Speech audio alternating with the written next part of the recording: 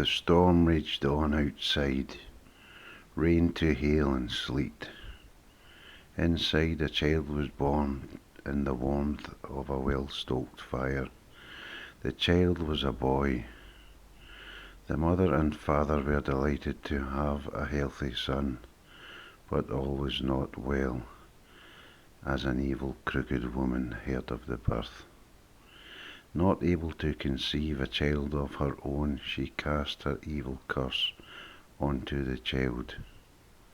He was never to know love.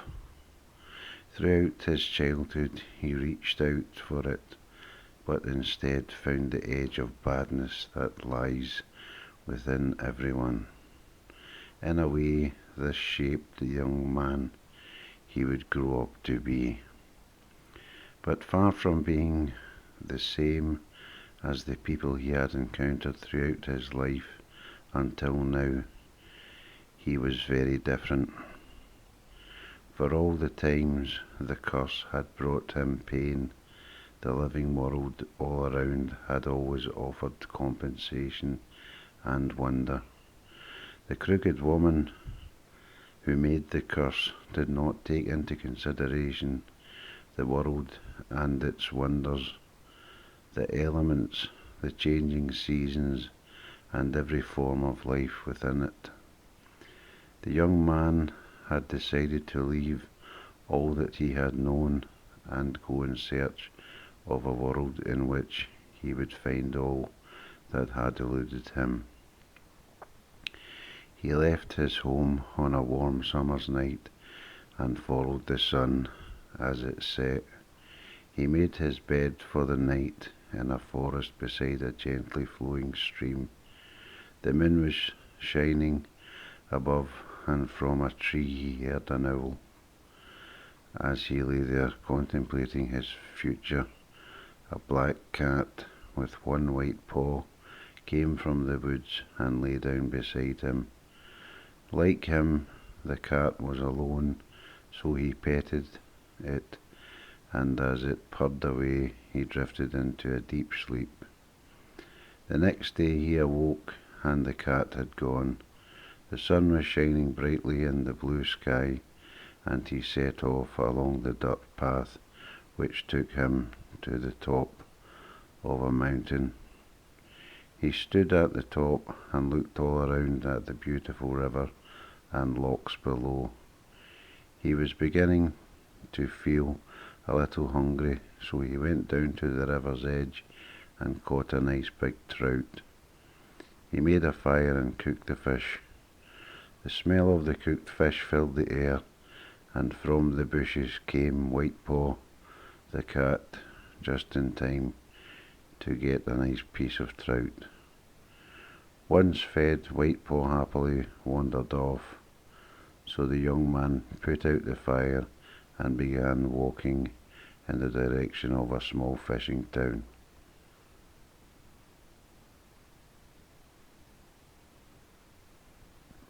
When he arrived at the town, he went into the local free house and bought a drink. He sat down, and at the table across from him sat an elderly gypsy woman. She offered to tell him his future.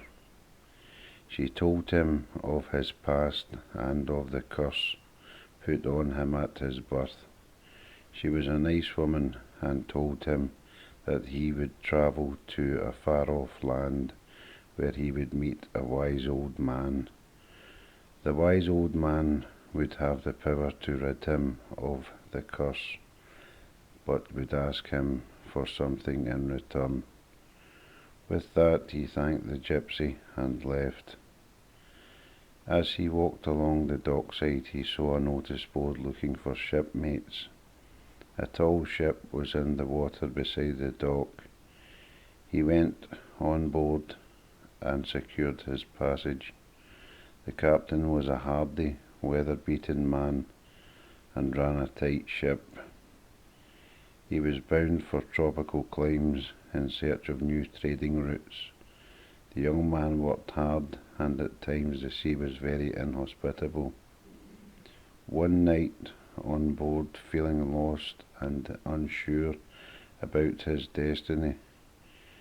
The young man sat at the rear of the ship, and out of a lifeboat came White Paw the cat. It went up to him and started to purr. He was happy to see him, but thought the captain would throw him overboard. But the captain says he would be good for the rats. 3 days later, the ship docked at a busy trading port. There was a market there selling goods from all over the world. The young man was fascinated and spent all day wandering around. Later that night, he went into a tavern and sampled a local drink. There was music and dancing going on all around. Through the crowd, he saw a beautiful woman dancing on at the table. She looked at him and started dancing towards him. Her colouring was dark with beautiful features. She smiled at him. The music faded into the background as she sat down beside him. They drank and spoke for about an hour. She then invited him back to her house. They left the tavern and went down an alleyway. They started to kiss, and out of the shadows 2 men emerged brandishing clubs. They hit the young man about the head and body. He fell to the ground, unconscious, and then they robbed him of the wages he had earned on the ship. It would appear he had been set up. The next day he awoke in a strange room with an old man at his bedside. The old man had bandaged his wounds and told him to rest. He got up from the bed and went over to the window which overlooked the harbour. The ship on which he sailed was gone. The days that followed, the young man began to heal and get better. The old man cooked him meals and nursed him back to health. In return for his kindness shown, the young man worked hard on rebuilding the old man's roof. The day had come for the young man to move on, and he thanked the old man for his help. Once again he followed the sun as it set, through the forest and over the hills. He decided to rest for the night in a small cave in the side of a mountain. He made a small fire, and as he lay down to sleep he heard a growling noise coming from the entrance of the cave. Startled, he turned to look, and there was a wolf. The wolf was looking straight at him. He slowly put his hand into his sack and took out a piece of rabbit that the old man had given him. He beckoned the wolf in and gave it a piece of rabbit. The wolf sniffed at it and ate it. The wolf then turned and went away. The young man thought the cave must have been the wolves, and he quickly moved on. As he walked across the hills, the sun was beginning to rise. In the distance, he began to see a farmhouse and walked towards it. The rain began to come down heavy as the young man walked closer to the farmhouse. He knocked on the door, and after a short while, an old man answered. He told the young man to come in and sit by the fire to dry off. He was the old man of which the gypsy had told him of.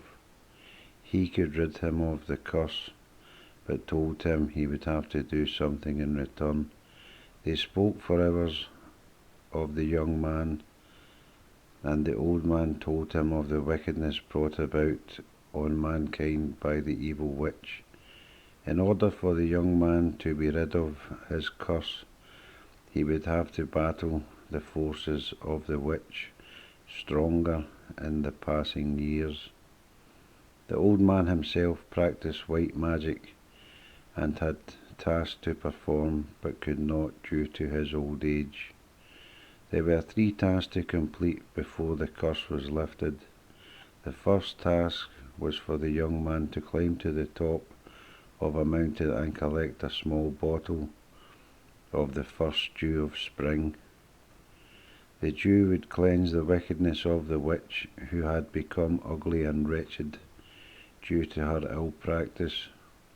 The next day the old man prepared to make breakfast, and as he did, he told the young man of the other 2 tasks.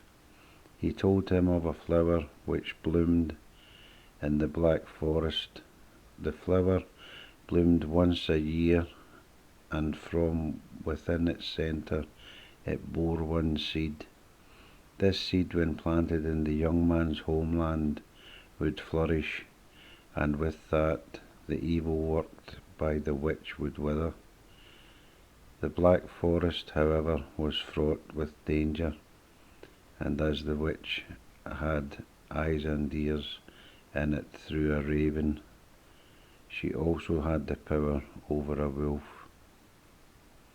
To slay both the raven and the wolf was the 3rd task. The old man went into an old chest and took out a sword and shield. He told the young man that he had worked some white magic on the shield, and that it would protect him and warn him of evil in his midst. The young man asked when the dew would be ready to be collected. The old man told him the day was drawing near, and that he had to climb the mountain at night to collect the dew in the morning. A few days passed, and the old man told him of the whereabouts of the mountain. He left in the afternoon to climb the mountain. So the young man set off and came to the foot of the mountain.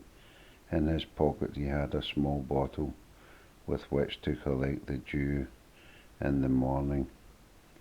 The mountain was pretty dangerous to climb, but he made it to the summit. Once he reached the top, he made a small fire and rested. At dawn, the dew began to come through the heat of the sun. He opened the small bottle and folded a leaf and guided the dew into the bottle. It took a while to fill up, and when it was 3/4 full, he put the cap on and began his descent. He made his way back to the old man's house and was congratulated on completing his first task. They had breakfast, and the old man told him the day of the flower blooming was near. Again he would have to get the seed at dawn. This would mean going through the forest in the night. In the days that followed, the young man practiced using the sword and shield. The old man told him that the raven and the wolf would work together to try and defeat him. In the evening they sat down to a meal, and the old man told him of where the Black Forest was. Later in the night the young man left for the forest, and with his sword and shield. As he got closer to the forest, he heard the howl of the wolf, and an owl was tooting in a tree as he wandered deeper into the forest. The branches of the trees were dark and crooked. A calmness was all around as he slowly walked to the clearing of where the flower was about to bloom. Again he heard the howl of the wolf, this time closer. Just then the raven flew out of the dark and tried to get at the young man's eyes. He fought it off with his shield and then, as if the sword had a will of its own, it plunged straight through its body. Suddenly the wolf came out from the trees and tried to get at the man's neck. Again, as if by magic, the sword went straight through the wolf, instantly killing it. Tired, the young man lay down. The day was breaking, and he looked over at the flower. The sun shone through, and the flower began to bloom.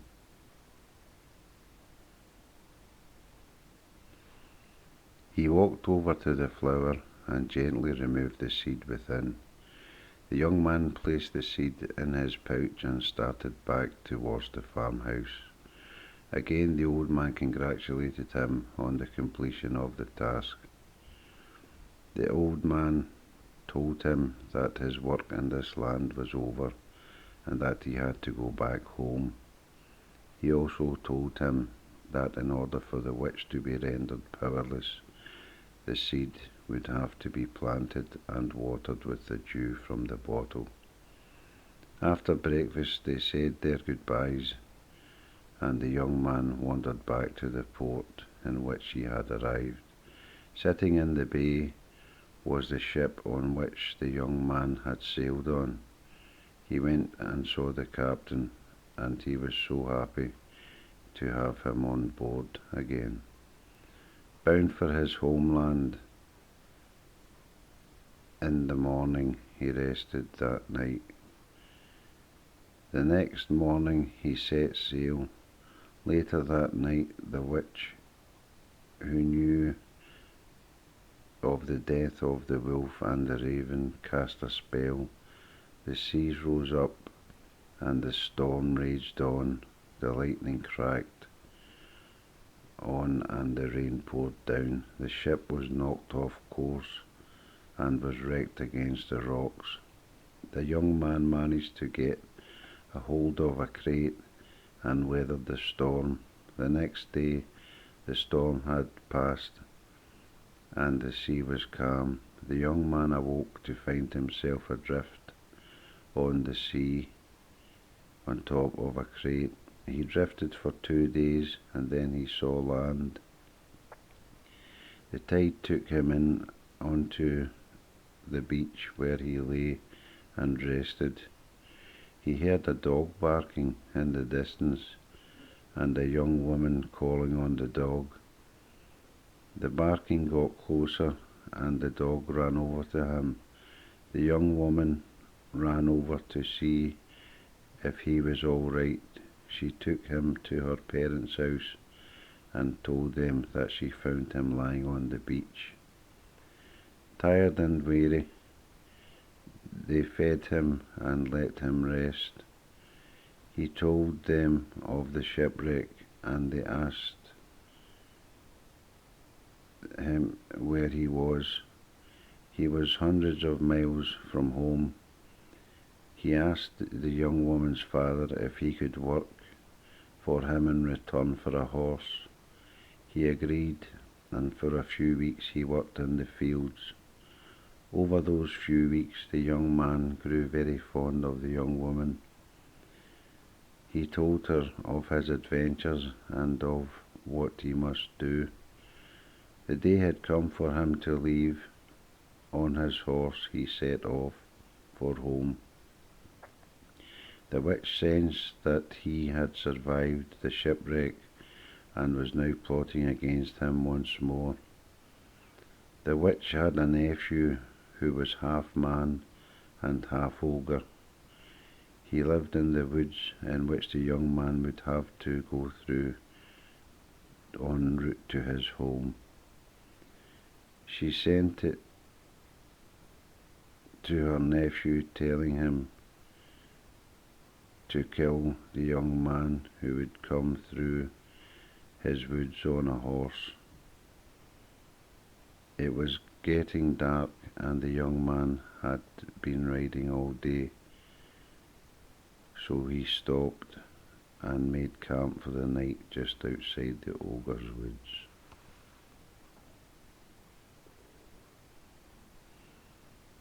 He was lying beside the fire, trying to get to sleep, when he smelled a horrible stench. He turned around, and above him stood a 7-foot ogre with a big boulder in his hands. The ogre dropped the boulder, aiming for his head. He rolled away just in time and grabbed a piece of burning wood and stuck it in the ogre's eyes. It let out a scream and ran back off into the woods. The young man mounted his horse and rode off again. He could hear the wailing ogre all the way. Once clear of the woods and the wailing the ogre, he set up camp again and rested until morning. In the night, as he slept, he had a nightmare about an army of ogres led by a witch burning his hometown, killing people who lived in it. He awoke shaken to the bone with the wailing of the ogre in the distance.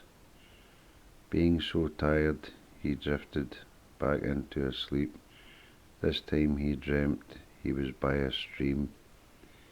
He was walking with a beautiful woman, and she was standing by the water's edge. She beckoned him over, telling him not to fear, that everything was going to be all right. She told him to come into her arms. He put his head down and lowered it to kiss her. At that moment she turned into the hideously ugly witch. Startled, he woke up and got on his horse and took to the path. The witch's crow had returned and told her of the blinding of her nephew. She sent the crow to her sister, telling her to assemble an ogre army to get revenge on the humans and the one who blinded her son. She could sense he was getting closer, but she had no knowledge of the seed and the dew and what it could do to her evil powers. He rode into his town and told the people to arm themselves. He told them of his nightmare and of what happened to the ogre. The people knew that for such a thing to happen to an ogre, there would be trouble. The women and children of the town were sent to relatives as the men prepared for battle. Over the hills in the distance was the roar of thunder as it cracked the sky with lightning, and the rain came down from the sky. The evil witch, laughing insanely as she came with a small army of ogres. The men of the town outnumbered the ogres, but with height and strength of the ogres it was about even. The battle was fought in a large field at the edge of the town, and no one was taking prisoners. There was a bloody battle, and a number of ogres ran for their lives. "It's not finished," was the chant coming from the witch as she flew away with the retreating ogre army. After the battle, the young man found a small secret plot of land in which to plant the seed. For all this time he had kept the seed and the dew safe. The years passed, the flower bloomed and was planted throughout all the land. The young man married the young woman who found him on the beach, and no more was heard of the witch. The end. A number of years passed, and one day there was a knock at the door. The old man who had rid the young man of his curse years before stood there at the door.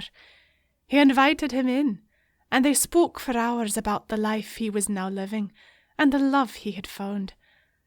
Suddenly, the door flew open, and in ran a beautiful young girl. The old man turned to the younger man and told him that the girl was his reason for his visit. He told him he wanted the girl, to teach her in both knowledge and combat, and that one day she would return a true warrior. The man and his wife were very sad to let her go, but they knew that for all the love they had, this was the price they had to pay. This was what the old man had meant by something in return years before.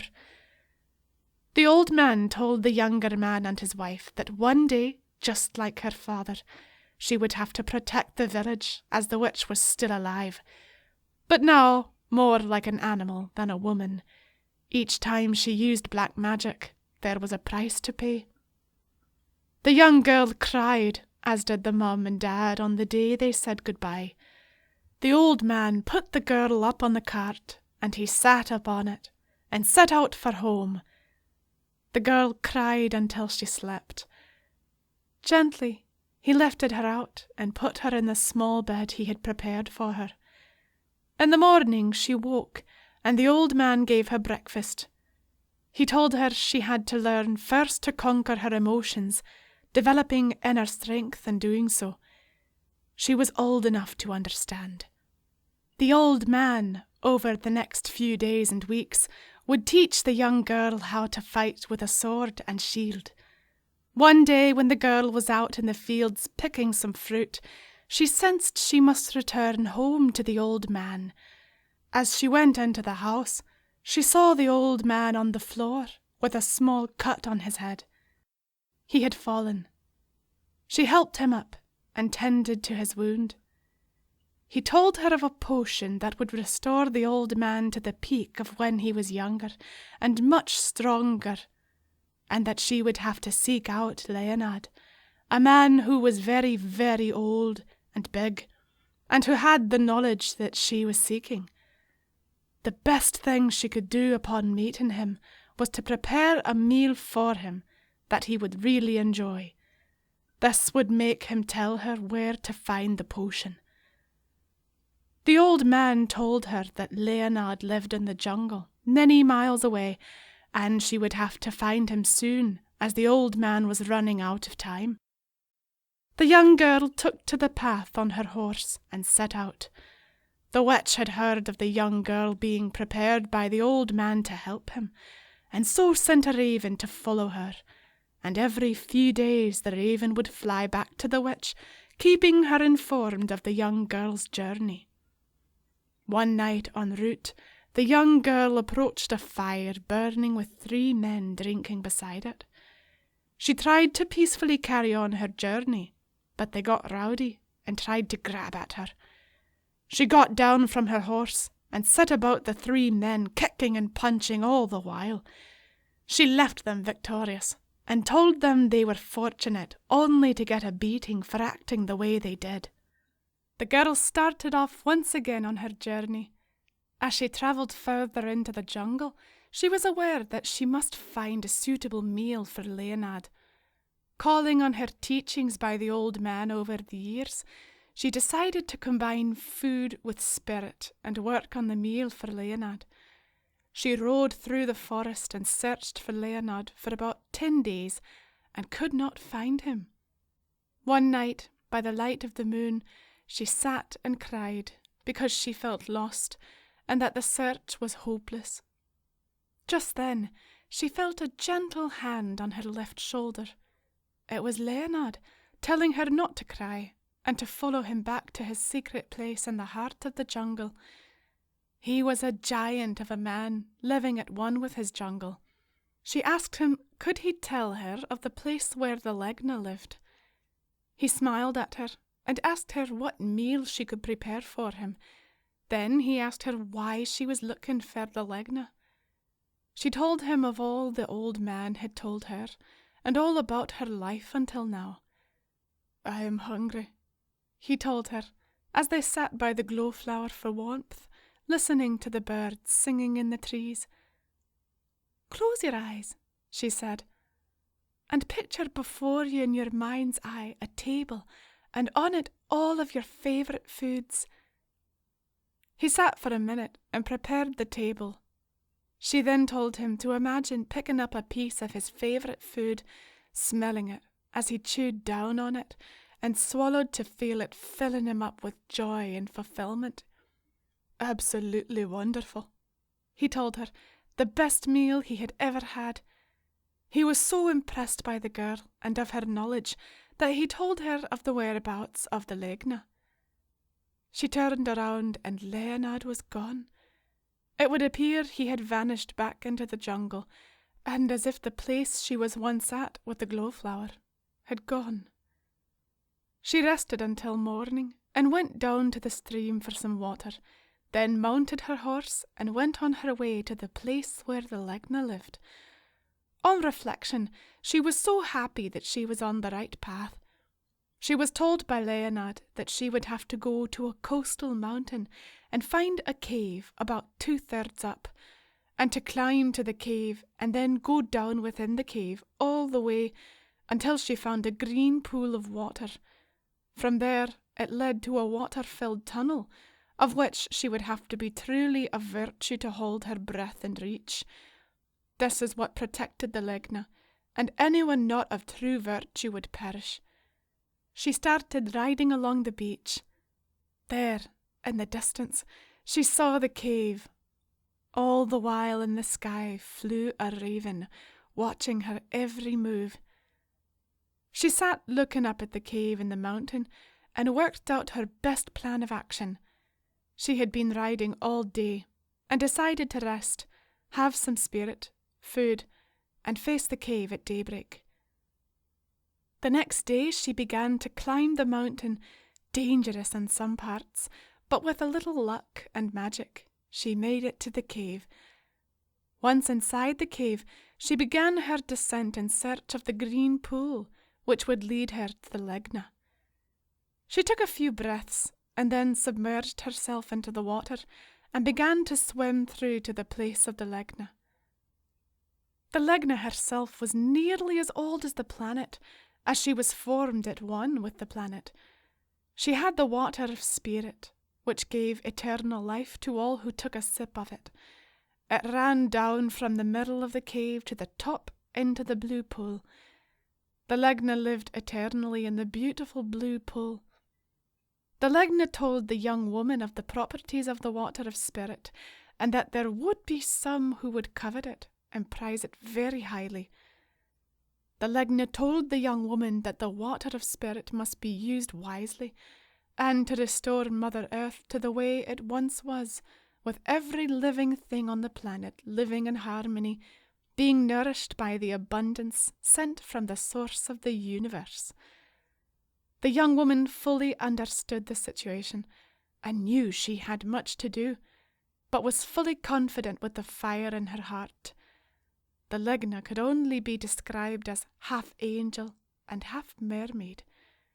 Because she was of such beauty and form, she told the young woman that from time to time throughout the ages, she would go out and view the world, both sea and land, to see what was really going on, and what impact mankind was having on the earth. The young woman was gifted a small bottle of the spirit of life, and told which way to go in order to exit the pool. Again, it was a submergence of faith, and only with this knowledge instilled in her mind, still holding true virtue free from corruption, she began her swim under the cave, out of the pool.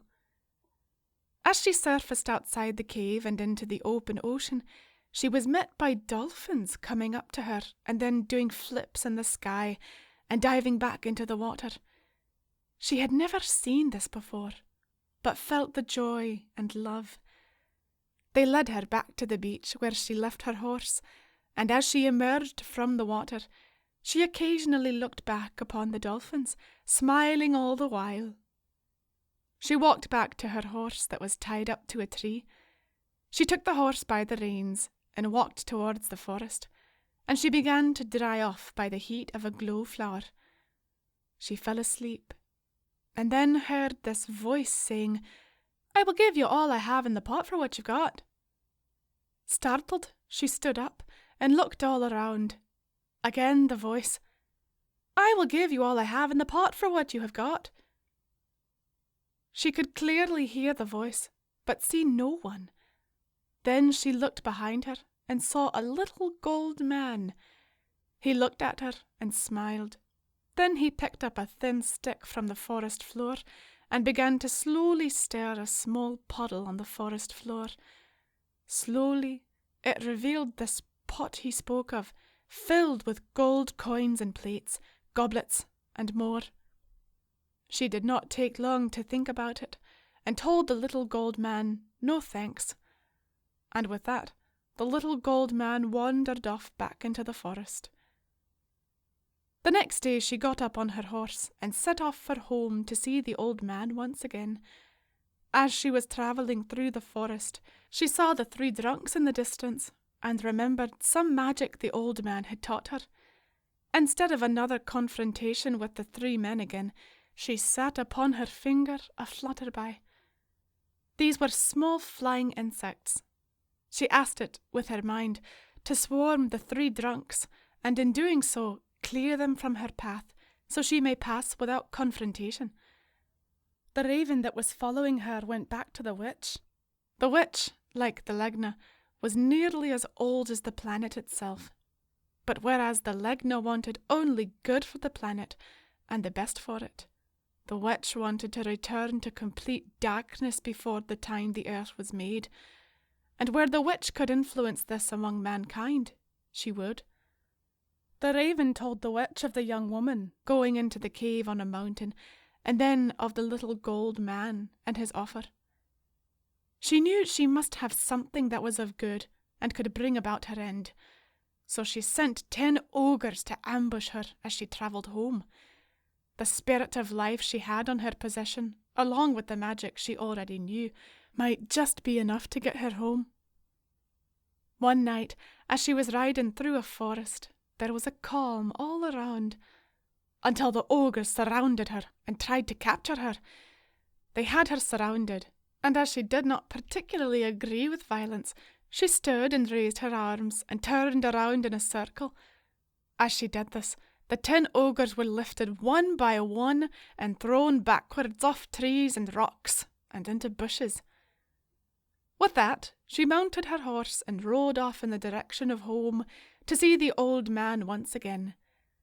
The day came when she finally saw her home in the distance. He stood up and looked at her and smiled. She got down from her horse and walked towards the old man. She picked up the small bottle and gave it to him. He took a small sip and then replaced the cork within. In minutes, he returned to his prime, younger and fitter, and also immortalized by the spirit of life. He gave it back to the young woman and told her that she could now return home to her mum and dad. She thanked the old man, who was now young once again, thanks to the spirit of life. She then mounted her horse once more and then headed home to see her mum and dad. That night she rested by a small stream, and again she heard the voice of the little gold man. The young woman knew it was the little gold man again, asking her for the spirit of life. She had seen the pot of gold of which he had offered, and thought for a minute, wouldn't it be good to return home a warrior, with the pot as a gift for her family and the village where she lived? But then she thought of a time where she would need the spirit of life again. She decided to turn down the little gold man's offer, and he disappeared once more. She was riding home, and from the top of a hill she saw her village in the distance. She approached her mum and dad's house, and she knocked on the door. "Is it really you?" said her mum and dad, viewing their beautiful warrior daughter all grown up. They sat up all night and made merry on them being rejoined as a family. In the coming days life was very good, but something was not sitting well with the young woman, because she knew all too well that one day the witch would return to her village with an ogre army to try and put an end to the line. From the father who had played his part in defeating her many years ago, to now the daughter who truly had a chance to put an end to her wicked ways. One night the young woman was lying in her bed, and she heard the witch screeching out in the distance, "I I will come of a morning, but you will know not when. The witch had crow-like wings, and she, like the Legna, could fly. But where the Legna would look for solutions for mankind to best live, if she could, the witch would do the opposite, bringing more darkness into the collective consciousness of mankind. Witch wars, killing, and cruelty. One day the young woman was having a meal with her mum and dad when she heard a knock at her door. She got up and walked over to it. There stood the young man who had a sip of the spirit of life. He looked totally unbelievable to the young woman's parents, but they knew him and invited him inside and fed him. He turned around after a while and asked that when the witch and ogres came, that he might fight instead of the young woman's father. The father trusted the young man, and although being a proud man, he said that he could, by way of granting the young man his wish. The young man was invited to stay at the family home in his own room. Whilst out walking with the young woman one day, he told her there was a price to pay for immortality. One being he could only love the earth and Mother Nature, but no woman. This was to keep him safe and strong as he passed in years. He told her that this would save him from ever breaking a heart or having his own heart broken. He was very wise. The young woman asked him if she could give her father a sip of the spirit of life, and he told her, "You must not, or you will disappear, and everything that has come to pass since your birth will no longer exist. The fight for true love which was won with your mum and dad when you were born would all be for nothing. Do you understand this?"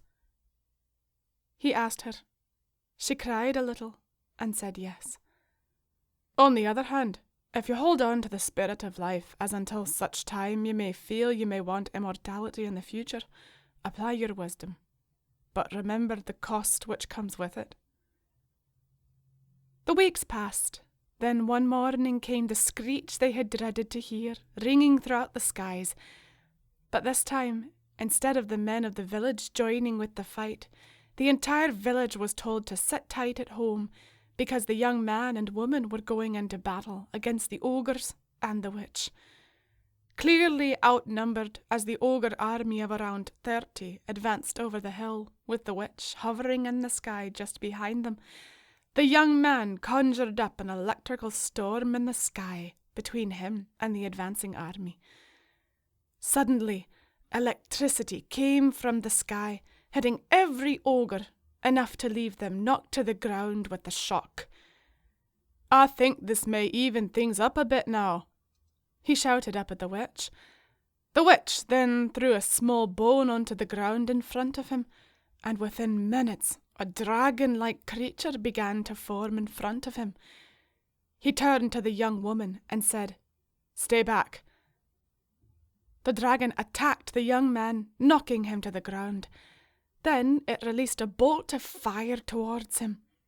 He rode out of the way and tried to get at it with his sword, whilst shielding himself with his shield.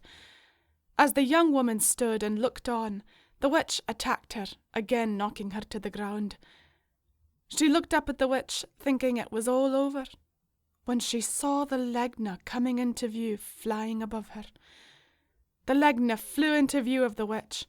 She flew up, and they were opposite and level in the sky.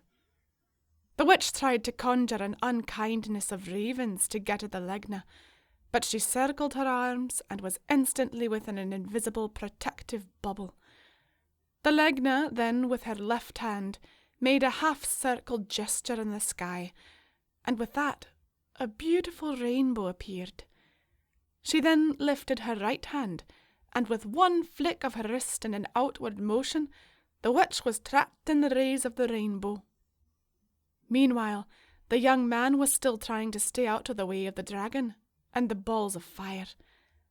The dragon was not bad, but it was bewitched and only knew to the will of the witch. The Legna flew down to the dragon, and it looked up at her.